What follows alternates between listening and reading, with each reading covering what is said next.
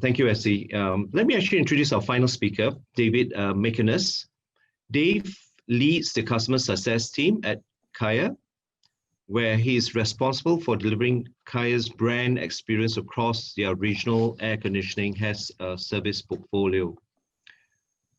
With a background in consumer marketing and over 10 years of experience in the building industry, Dave specializes in customer insights that drive Kaer's product development roadmap and customer engagement platform.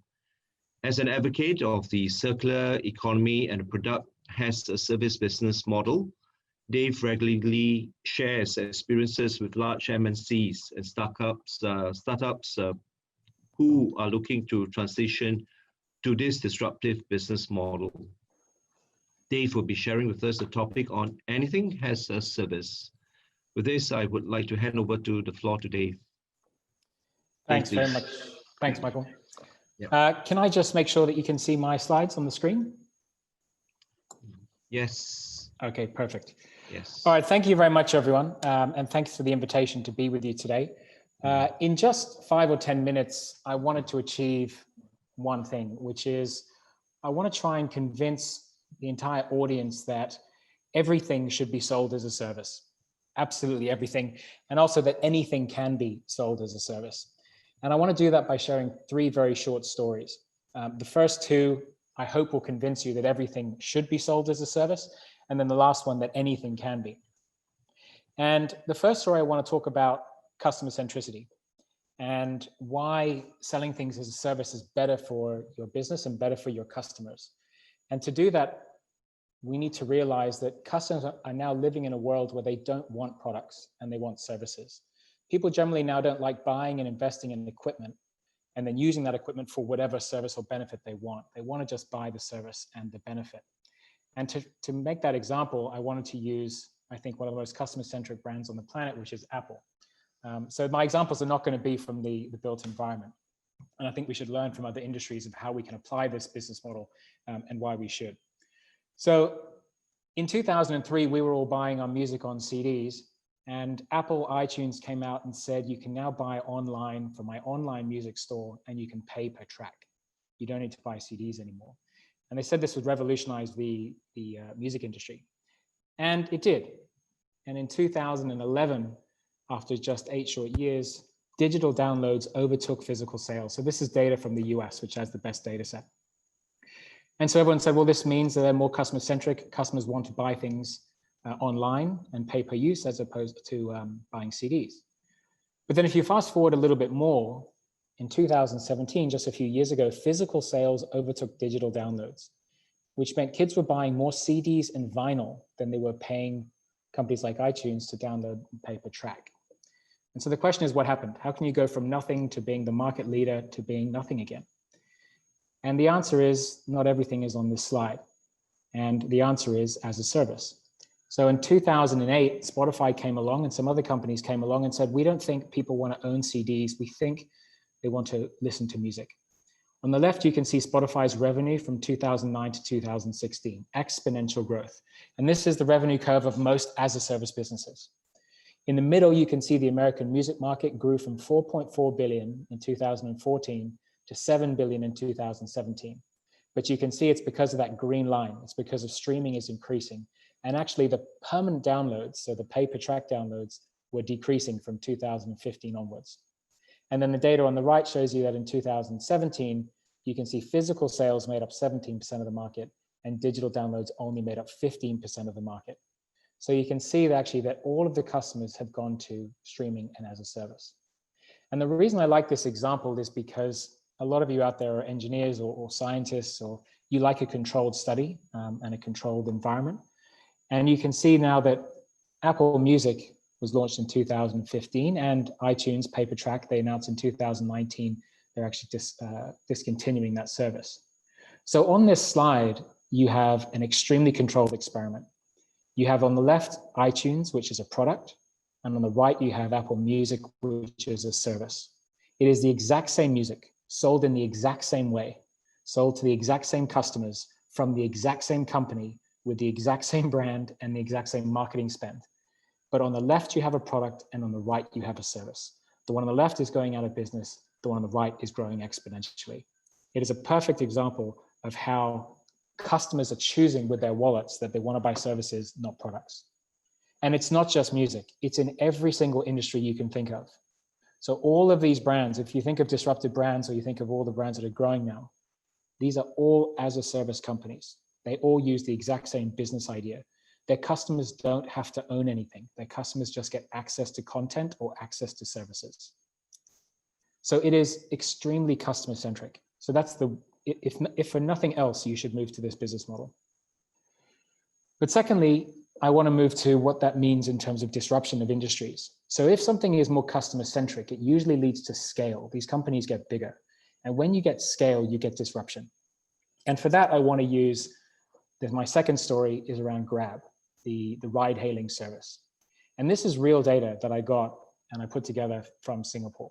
So what I'm going to share with you is an example of me driving a car versus me taking a Grab. Now on the left-hand side, there's a trip I took from Matrix to Holland Village. And this is a real trip.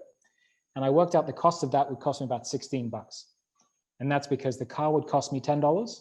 And I got that number by taking the total price of a car in Singapore over its life cycle, which is extremely high, and dividing it by the number of trips. So cost per trip is about $10. Petrol was $2, parking was $4. So my entire experience would cost me $16. I put that same trip into Grab and it only cost me $10. And you can try and figure out where that money goes to, but essentially it goes to four of these key areas. One is the car, you've got to pay for the car still. Now that's the same car as mine. The only difference is utilization. Because that car is being used all of the time, the cost per trip goes down.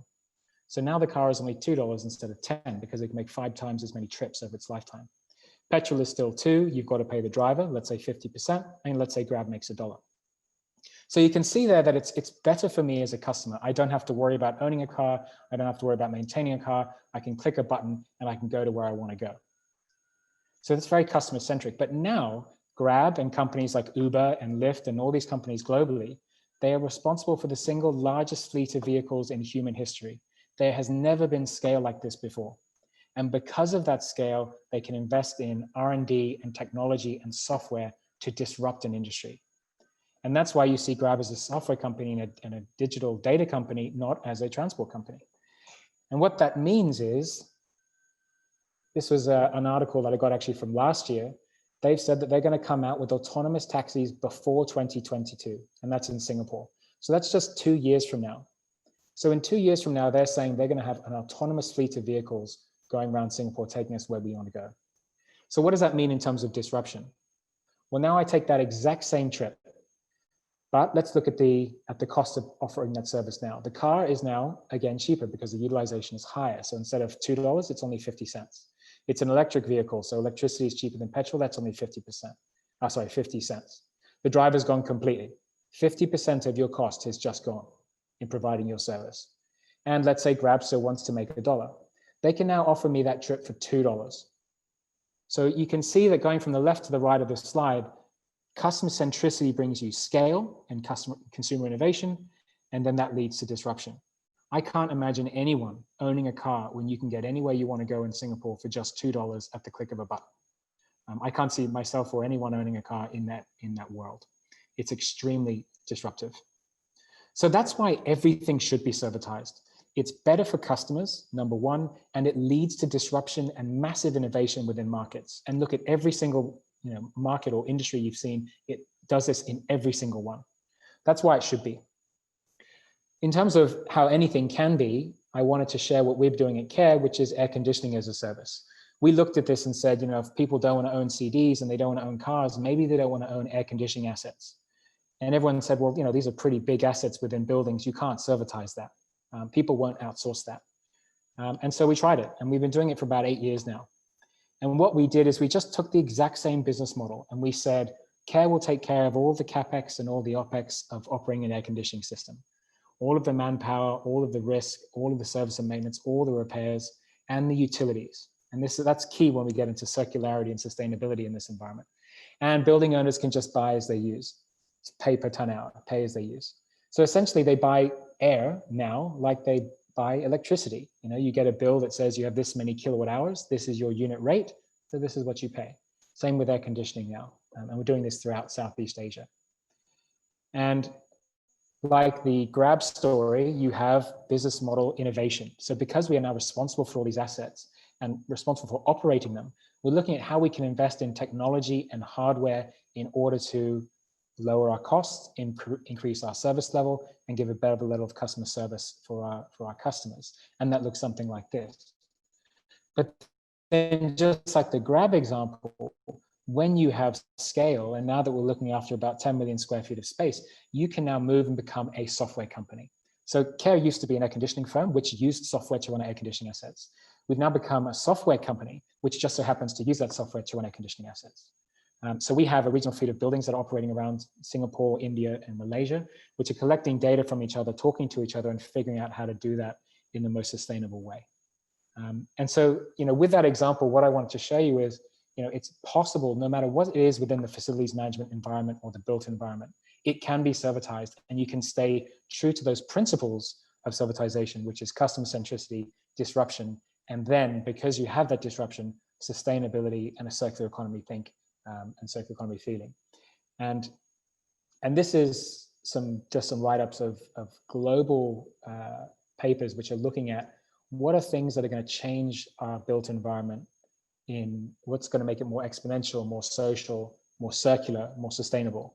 And cooling as a service, air conditioning as a service comes on top all the time.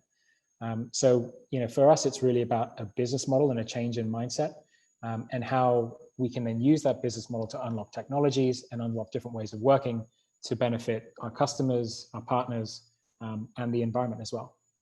So with that, I think I maybe saved a little bit of time. With that, I'd like to hand back and look forward to the questions.